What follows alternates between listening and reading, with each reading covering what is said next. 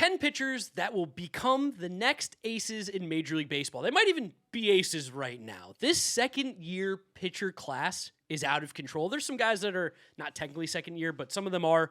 So many good young pitchers right now in Major League Baseball. We're going to tell you all about them. Before we do, make sure you are subscribed to us over here on the Windup, approaching 20,000 subscribers at the time of recording. Would love to hit that by the end of the weekend. A little present for James. You can listen to us as well, Apple Podcasts and Spotify if you're into that.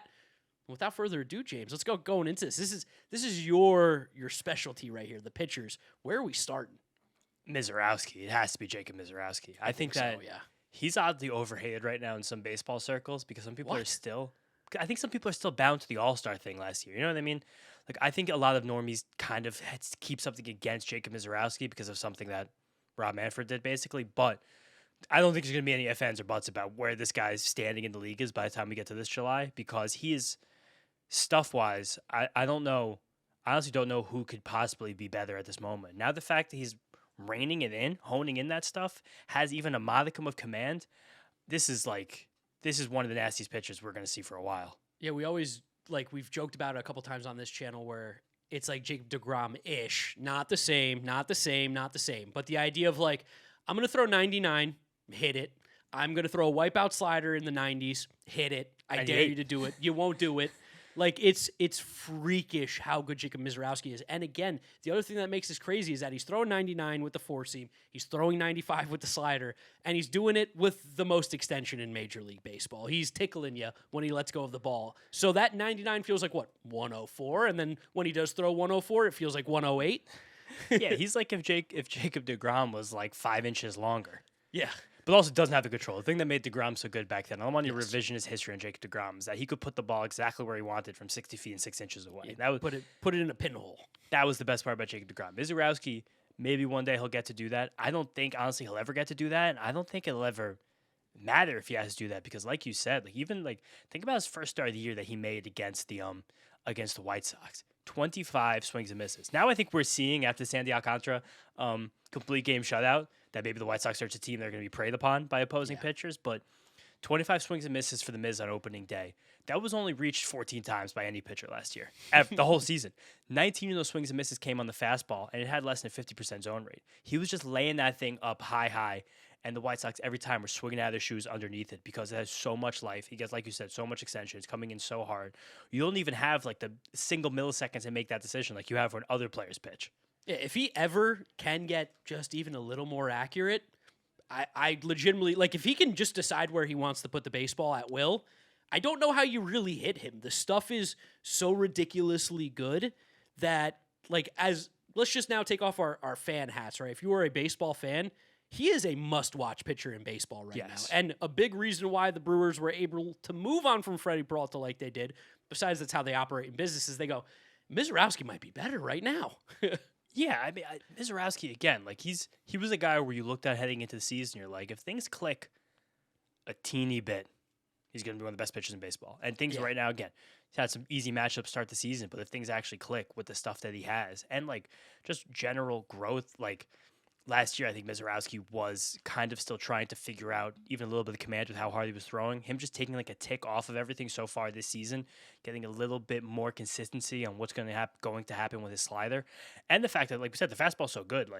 I'm obsessed with guys who lean on fastballs like Miserowski can. Other guys on this video, we'll talk about them in the same way. Here's 70% fastballs. I dare you to hit it. You can't hit it. All you have is upside on that. Dude, did you know Aaron Ashby and him went to the same college? Oh, Ashby's a Crowder guy? Crowder College. What the heck? Brewers got scouts. Yeah. They got some scouts, all right. But also, just to even remember how far Miserowski's come in a short period of time. 2024, big a season in across Double A and Triple A, he had a 14% walk rate. Yeah. That was in Double A, he was walking 14% in guys, still with the heavy strikeouts. And even last year, in his stint in the majors, still an 11% walk rate. And it's even that again this year. It hasn't gotten much better, but who cares? If you're striking out 34% of hitters with the 11% walk rate. Again, that's why I keep trying to tell people there's upside on Miserowski still. Yeah, if he significantly lower that walk rate to 8%, what the hell does he look like then? Looks like one of the best pitchers in baseball. Which is why he's on this ACES video. All right, next up, let's talk about our guy, Nolan McLean, New York Mets. I know people who watch the WBC are going to dog us because Nolan McLean pitched the 2 games that Team USA lost, and it was clearly his fault. It's not like the offense didn't show up even for a second in those games. But Nolan McLean's stuff is pretty electric. Like, Pitching Ninja tweets him out 25 times every single time he pitches. It's wiffle ball type stuff, and he's throwing a hard ball. Yeah, Nolan McLean, especially, like, stuff is one thing, but in terms of breaking stuff, like, I don't know who can get spinning in baseball right now, like Nolan McLean, which is amazing for 2 reasons. One, because Nolan McLean just became a full-time pitcher. Yep. This is going to be his 3rd year pitching full-time ever in his life. When he was growing up, he was Second year.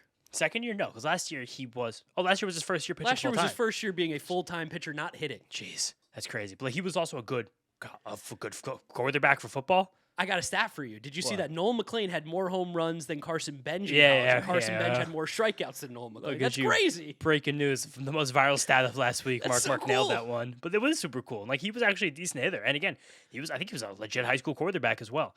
But now that he's doing this pitching, it's like the gifs and the videos that make it out of Twitter from his sweeper and curveball, especially like the one on Sunday through the O'Neal Cruz. Like, there's like an audible reaction that comes. Sometimes, like, we go to so many Mets games, we always try to get to as many McLean starts as we can. You get a different appreciation when you watch one of those pitches on TV, and it's just like, oh, like, how's anyone doing that right now? Was it the slider to Glaber in the WBC I recently saw behind the home plate view? And it's like, you legitimately you're not hitting that pitch. It's an unhittable pitch. Glaber, who's not a guy who's like a bad hitter by any means either. And what's really cool is, and something that you love from pitchers too, he's got like 6 different pitches that he'll mix in, especially against lefties. He mixes them all in. So while that might be something that he struggles with because he has the flexibility to try and tinker and do all these different things, I don't know if he's ever really going to be bad per se against lefties. He just might not be as dominant as he is against righties, which is sick. Yeah, I don't think so either. And something cool that McLean does that's like, again, like, this is real pitch nerd stuff. Like, the way he not organized, but the way the spin axis works and a lot of his different pitches, they play off each other really well. Where if the ball is spinning this way, just to do a visual on the screen for you guys right now, but then it spins the other direction, like thinking like, I don't know, like a fastball and a changeup, like just the opposite way. It looks the same. Seams are coming the same way. So hitter in that millisecond is picking it up the same way. And also similarly, the way he gets horizontal movement on his curveball is the same level of horizontal movement he gets on a sweeper, which is why both those pitches are so gross. But the curveball drops more, which is why you see a lot of hitters, left-handed hitters specifically, swing right over McLean's curveball because they're expecting the sweeper. It's spinning like the sweeper. It looks like the sweeper. There's so many different ways for this guy to be great. And what we saw in his rookie year, I think, was kind of just an appetizer for how good it's going to be. He's going to get strikeouts. He's going to get a ton of ground balls. You guys might be looking at the chase rate being one of the lowest in the league. I'm going to tell you why. Made one start. No, but last year, too, was very low. I think a big reason is he tunnels pitches so well. I think he freezes people sometimes. I think there's a lot of, like, you're trying to guess, and because he has so many different options, you guess wrong and you just end up standing there. Yeah, and that's kind of what we're talking, the tunneling, like the spin, the reverse spin axes. He was so good last year getting strikeouts relative to a low swinging strike rate because he did get a very high number of called strikes. It's a difficult thing to predict because usually that's something that gets a little bit more random year over year, but maybe if we see over the course of this year it's a skill he has, something we can just count on, and any pitcher in any sample that gets 60% ground balls and 30% strikeouts, you're not leaving any room for anyone to do anything against you. No, you're going to doing some good stuff right there. Damage. Is there a pitcher who gets a lot of strikeouts and doesn't get a lot of chase? I'm trying to think. Is there anybody off the top of your head that you can think of that's like that? Good Kind of DeGrom. unique. Good DeGrom. Yeah, I guess good DeGrom, right? 2022 Jacob DeGrom. It seems like a good call. I'd love to see something similar to that. I feel like Crochet doesn't get tons of chase either, if I remember correctly. Brandon Woodruff was a guy who didn't get a lot of chase, I think. Tyler Glasnow gets no chase, 0 chase, gets a ton of strikeouts. Oh, last year, yeah. Crochet got a lot of chase last year. I'm wrong about that. I think the next guy we're going to talk about, I don't think he gets a lot of chase either, but for very different reasons. More similar to the way Woodruff used to not get chase. Cam Schlittler. Schlittler, this is like, if any of the Wide Up listeners out there, a little bit from the older generation, you lament watching baseball from yesteryear, missing old school power, attack the zone type of pitchers. That is Cam Schlittler. Cam Schlittler is the epitome of like an old school, just power pitcher. Because he's showing up, he's like, you see the ball? I'm going to throw it really hard. I dare you to hit it. Yeah, literally. And I think it's very funny, too, because he was a guy, later round pick, Northeastern University, I think. Boston guy, right? Yeah, Boston guy, yeah, because he's super corny about all that shit. And he's kind of a little bit of a cornball, too, off the field. But on the field, he shoves. Like you mentioned, it's old school baseball. Get the ball and throw it hard, hit it. He attacks hitters. I love to see that. He goes right at you, and he's got velo, he's got velo, he's got velo, he's got velo. And something else that's become like a big talking point in baseball over the last few years, the fastball triangle. What that means is that it's a pitcher who throws a four-seamer, a sinker or a two-seamer, and a cutter.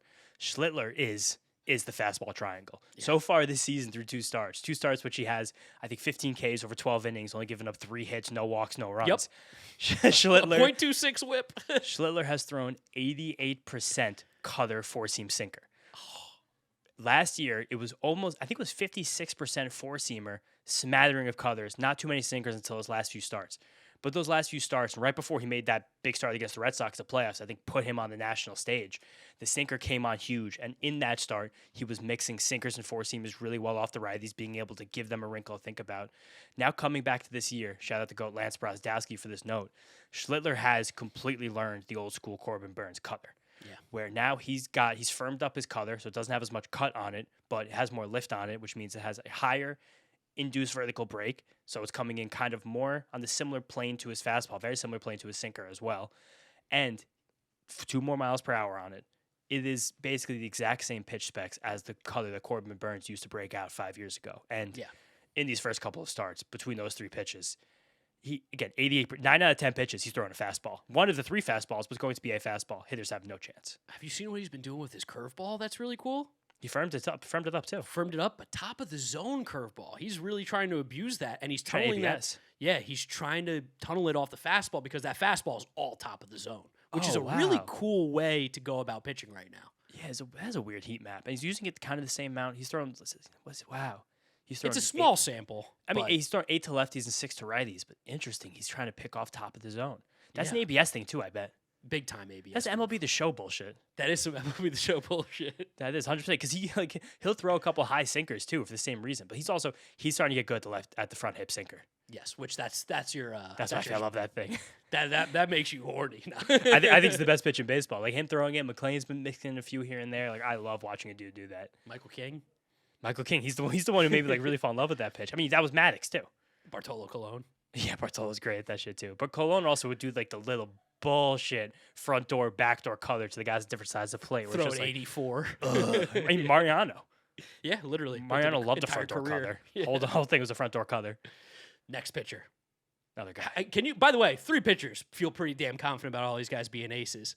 I think 4 we still have more. Yeah.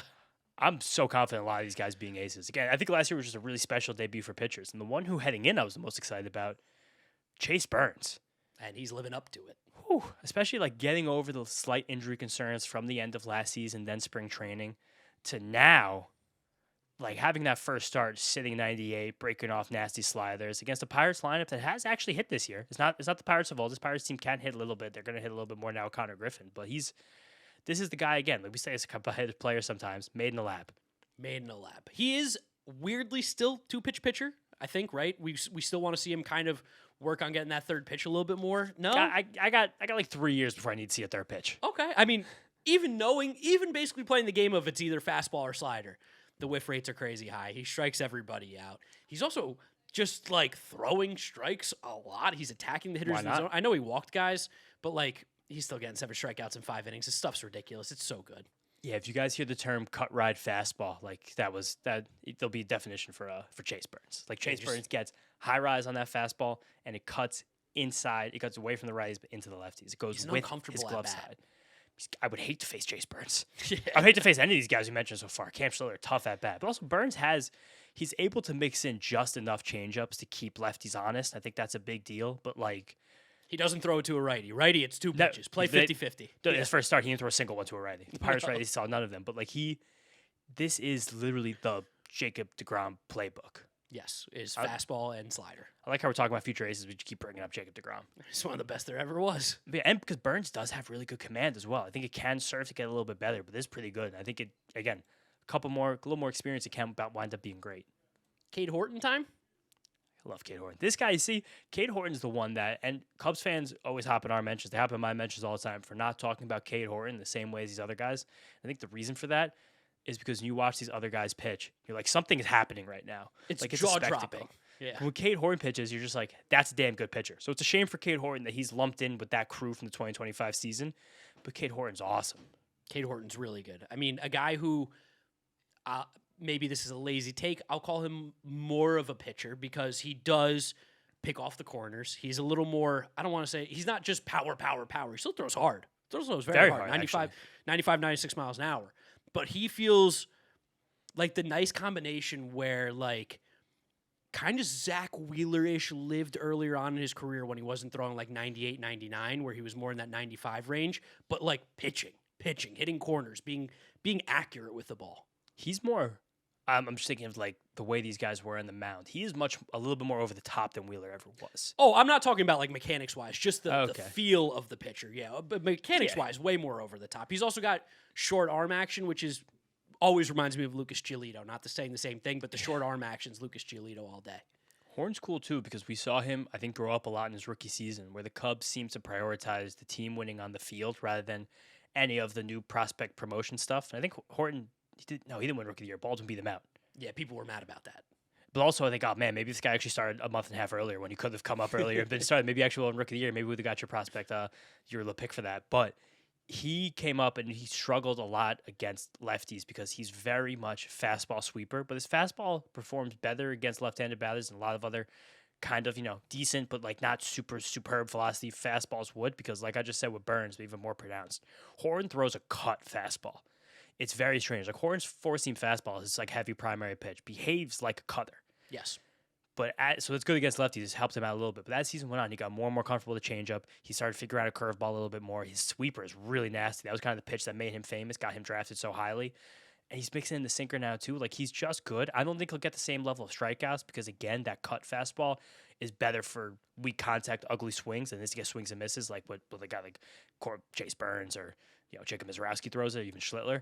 But I have so little doubt about Cade Horton's career as a big leaguer. And that's exactly why, like, you'll see high chase rate from Cade Horton, but a lot of ground balls, a ton of weak contact, is because the stuff is good enough to make you chase it, but not good enough to make you swing and miss, basically. I talk about this sometimes. I think more on my channel, even more Metsed up than here so far. But I want to bring this term to here.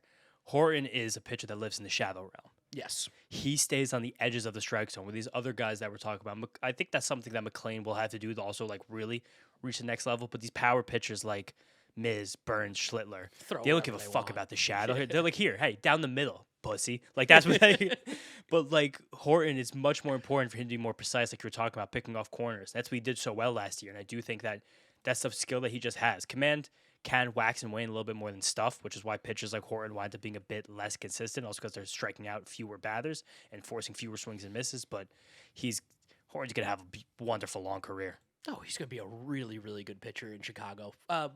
Not a soft-tossing lefty, so that's even just great on its own. Yeah, right? He spiritually reminds me of Max Fried, even though there's nothing similar about them. But like similar kind of, I can see a similar career. Okay, I like that. I don't get it, but I like it. Okay, yeah, fine. Let us know if you guys get that in the comments. Yuri Perez, want to talk about a freak? Yeah, he's a freak. The guy's 6'8" and like 145 pounds soaking wet, but man, I love watching him pitch. And his skill set fits so perfectly to Marlins Park because you're going to put the ball in the air a ton, not going to hit the ball particularly hard. And what happens in Marlins Park, a massive place, a hard place to hit home runs, a lot of easy outs. The barrel rate's super low. You don't get good quality of contact. And similarly, throws 99 miles an hour and is getting some pretty good extension as well. Some crazy extension. Again, like you said, he looks like he'd be like a Division I center on a bad team. Like he's that big. But like at what would be like at like LaSalle. Yeah, LaSalle, UC Irvine. They've had some good centers over the day at UC Irvine. But the cool thing about Yuri, too, which is why it almost feels dirty to put him on a video like this. Like, if he just didn't blow out his arm 2 years ago, he would be an ace already. Yes. So it's like kind of easy to be like, oh, it'll just be an ace by the end of this year. So we're going to get the receipts for it now. When he came back from Tommy John surgery last season, it seems like Marlins, as they've modernized their pitching development, they changed the shape of all of his pitches. Yes. Every single breaker was different. So his command was kind of rough last year. I think he did struggle at times to know which pitch he was going to use in which count. He was kind of favoring his fastball more because he was much more confident where he could place it. Also, maybe not it was him because now the Marlins called pitches from the dugout. So it was the Marlins being confident about where he could place those pitches. That was a good memory hole there by me. But this year, I think another year under his belt with this new stuff, another year removed from surgery, just being more in tune. I mean, can you imagine getting 6 foot 8 inches of mechanics together? What if I told you? Him and Miz. How about this? How about let's even not even talk about the injury stuff. How about it's his third technical season that he's played of Major League Baseball, like on the roster for a year, and he missed an entire one because of an injury. He's 22 years old, and he has so much underneath his belt, 200 innings underneath his belt. That's ridiculous. Yeah, he's the youngest guy we've talked about so far, and we all talked about guys that came up last year. And Yuri debuts a 20-year-old. In 2023, Buck Showalter was the Mets manager. Burns Paul is Skeens was in 23, college. Right? How old is Miserowski? Because Schlitler is like, 24, 25. Burns is 23. I think Miserowski's 23. Miz is 23 he's as well. 23. McLean's 25 now, I think. 24? Close McLean's to 24 25. still. McLean's still 24. But Yuri Perez was Horton's pitching in the 24. majors when Paul Skeens was at LSU. that's a good sentence there. That's a sentence.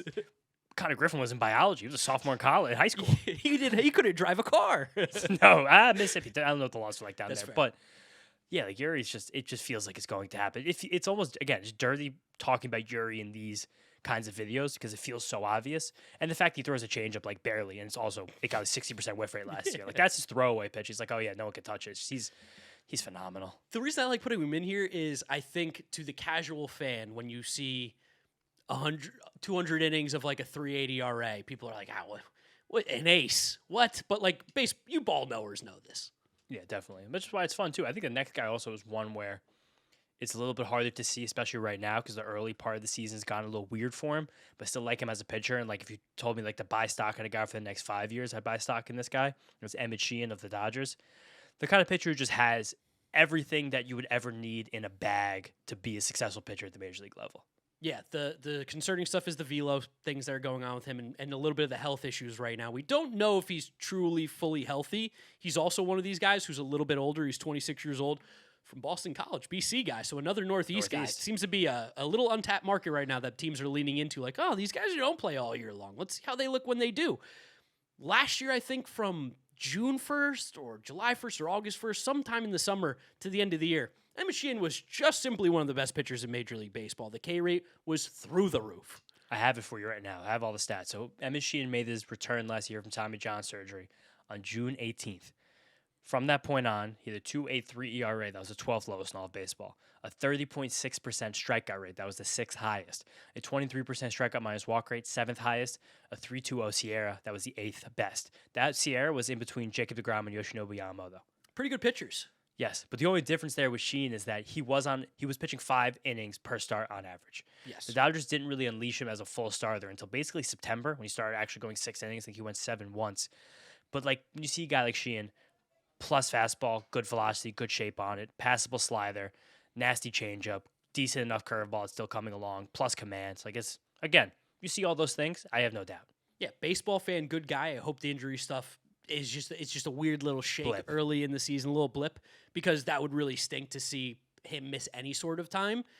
It's just what makes the Dodgers so dangerous too. It's like Emmett Sheehan, like he could miss a couple weeks and it really won't even matter at all. He'd be like the best pitcher on like half the league. And that first start, he sat 94, which again, last year he sat closer to 96, so that is a pretty big difference, especially for a right-handed pitcher. I think 95-ish, 95 and a half is the average velocity for a right-handed pitcher in baseball, which is shocking, truthfully. It's jumped quite a bit. Yeah, but the other thing you get concerned with a guy like Sheehan who could be pitching through something that's nagging him is, again, he does usually have tremendous command. If something's nagging at you, it could fuck with your mechanics. It could just fuck with your delivery. It could hurt your command. Then as your command goes down, then you start to try and pitch through that. You try to overexert yourself, throw harder. It's kind of how the injury things kind of keep tumbling and snowballing, but hopefully that doesn't happen here. Yeah, hopefully he stays healthy because if he is, again, future ace for sure. Yeah, amazing. Who else? Connelly Early. Woo-hoo! This is who spiritually Max Fried. Yeah, I'll give you that one. The velo change to him has now just made him like, what? You're doing what? You're throwing how hard now? He's awesome. And this was one of your guys too, James. You were early on Connelly. I was telling you about Connelly last June. I was like, wow, this is a lefty in the upper minors who's got like 7 pitches. He shows 3 or 4 of them to guys on each side of the plate. The command is really good. I'm just like, I don't see I don't see a flaw, like a beautiful repertoire that's, again, like last year when it was 94 from the left side, I was like, oh, yeah, like Connelly Early has some good stuff. Then coming out this spring and seeing 95s, 96s, I was like, are you kidding me? And Like, seeing is this just a frontline starter? But again, like that first start of the year, he did sit 94, so I do still think that that's what we're going to see. But just even seeing a smattering of 95s, 96s in a game is a very big deal. Like past that, nasty changeup, sinker with good run that the lefties can't get a hold of, 2-plane curve, that's like a nice little... Because he's got a funky little arm slot, Connelly Early. Like he's got that he's 2/3 pitcher. You know what I'm trying to say there? Oh, three quarters. Yeah, three quarters. There you go. 3/4. 2/3. What are you talking about there? I have slept 8 hours in the last 2 nights combined. But big weekend. Big weekend. But like again, similar to a guy who's older, this is gonna be his age 24 season because he was an accomplished college pitcher who got to the Red Sox pitching lab out of Virginia, and they just said, let's get crazy with it. It's also really cool because he pitches completely differently against lefty and righty. Against That's the lefties, deep back. They don't see the curveball, they don't see the changeup. Against Why the would righties, they don't see they don't see the sinker, they don't see the sweeper. Like, why would they? That's so cool to have 6 pitches like that and to still throw 95 from the left side, and he gets good extension. Love Connelly Early. Like he's able to maintain a platoon advantage at like every single instance because again, pitches that usually perform worse for left-handed pitchers against opposite-sided hitters, like you just mentioned, the sinker and the sweeper. Get rid of them. Don't care. Doesn't matter. Because having a changeup like he has as a lefty is the cheat code. Like his changeup is so fucking gross how much vertical separation he gets on that compared to his fastball. And then if you're just throwing that, and again, the fastball shape is decent enough, good enough velocity, above average for a lefty, over 94, no issues. Did he go up against Cam Schlitler in the ALDS? Was that the matchup? And the first 3 innings, he was gross, but then I think he just wound up working kind of hard. He got to like 70, 80 pitches kind of quick. And he didn't pitch poorly, but they pulled him with like 2 runs in 3 2/3 innings or something. And obviously he got outshined by Schlitler. But because Schlitler said, here, you see the ball? Hit it, pussy. Yeah, literally. That should be his motto. Yeah. I'm sure that's going to get stolen by one of the shirt companies. But actually, no one's going to make something that crude. Only we would say that. That's so crude. No, yeah. That might be a Windup exclusive right there. Maybe. Yankee merch for the Windup. Bubba Chandler. I got the Pirates hat on. We got to talk about Bubba. I love Bubba. I think Bubba's the guy who like feels like a step behind this crew. It's mostly because the Pirates just jerked him around last year. But I had the tweet that went like half viral about Bubba the other day. Basically, I missed his game. I really wanted to watch his debut, but I couldn't catch it. So I checked out the pitch chart when I was just doing my like nightly scan on Savant. And the whole thing was 99-mile-an-hour fastballs that were 4 inches above the strike zone. And I tweeted, I was like, Bubba Chandler pitches like imagine a Monster Energy drink with his spawned arms and legs. Somehow I got 1,200 legs, so I guess you guys agree. Just, But that's what Bubba Chandler is. Bubba Chandler was legit quarterback recruit for the University of Clemson. Sits Gross. 99. Like, so same I was talking about Schlitler. Like, you want an old school power pitcher? They'll say how the Bubba Chandler, 70% fastballs that are 99 miles an hour. Come here and hit it. Yeah, I think he just might have been a little juiced up. It is super, super funny to see 31% K rate again, 4 innings, but like just from a laugh out loud standpoint. Oh, K rate 31%? That's great. What's his walk rate? Oh, it's 31% as well. He walked 6 guys too. Like chaos first appearance for him. But similarly, pitching's not linear. Pitching's not exactly at this moment. But we are telling you right now, the windup is putting the stamp of approval. Bubba Chandler will be an ace in Major League Baseball. Big time. Bubba Chandler, even as a minor leaguer, even the cup of coffee he had with the Pirates last year, like it's been such peaks and valleys with his command and his walk rate to a point where it's kind of painful, where his walk rate times has trickled up to like a 12, 13% AAA. Then last year, his last 20 innings of Major Leaguer, I think he walked 3 guys. Or no, I think it was actually 3% walk rate. He might have walked 1 guy. Like it's Is his curve a real curve, or is that a mechanics thing where the slider gets curvy? I think, because I've heard him talk about it, that he has a separate curve that he breaks out, but it's not something that I think is even really truthfully relevant at this moment. Well, the reason I say that is because his mechanics to me have always been the thing that were a little bit iffy, and that would explain also why he's walking so many guys as he has. He's not super repeatable right now, but he's so athletic that it's going to get there. It's the meme that, like, oh, like you're playing basketball, like the football players are coming to the gym class and watch them play basketball. Bubba Chandler pitches like a football player. Exactly like a football player. So, like, yeah, maybe that's part of it, but like there was just no denying this guy's stuff. And he's honestly, I'm very impressed at how much the changeup has come around for Bubba Chandler in the last few years, giving him a like legit piece for the lefties. And similar to what we were saying before, it's like, hey, you want to see 75% 99-mile-an-hour fastballs, you watch Bubba Chandler. Yes, which Pirates got some fun pitching, that's for sure. Fun team. Last pitcher to talk about. We haven't seen him yet this year because of an injury, but we have to mention Trevor Savage, of course. Yeah, it's just it.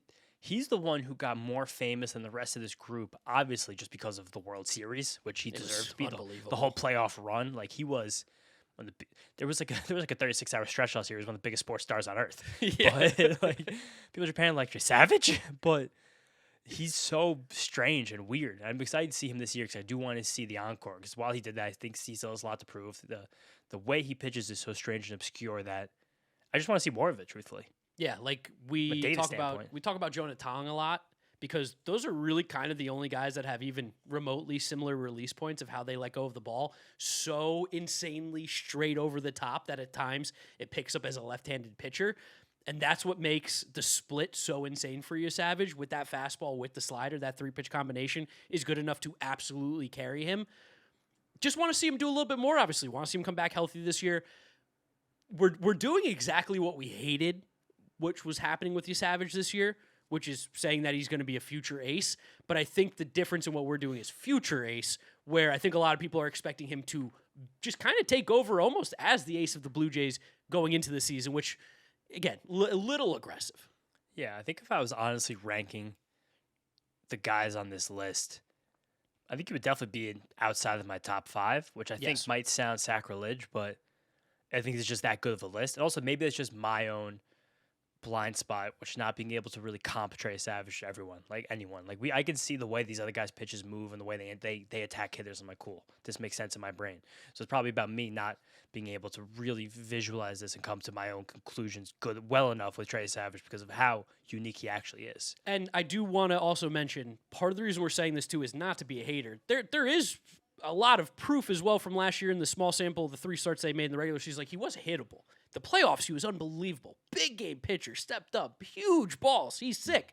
But a little bit of the hesitation just comes from, we do also have other samples of where he did get hit. So it's like just balancing in between both and not trying to go too crazy one way in a video where we're also saying he's a future ace. Yeah, and he came fast through the minors. He was amazing at East Carolina. It was ECU, right? ECU, yeah. Yeah. And again, like, oh, man. Do you want to rank these 10 guys before we leave? That's hard. I'll rank them.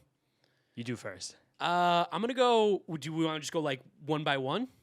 Yeah, 1 through 10, these 10 guys. Because we think they're all going to be like frontline guys in the future. Like, this is the next wave of like legit starting pitcher studs in Major League Baseball. So even ranking the guy 10 on this list isn't a bad thing. Number 1, Miserowski. Yeah. I was between him and Yuri. Number 2, I probably, I think I weirdly go Schlitler. Really? Yeah, I mean, yeah, maybe. I think I go Schlitler too. So you're probably going Yuri then. Yuri and Miserowski are your 1, 2. I think I would go Yuri, Miserowski, Burns, McLean, my 4.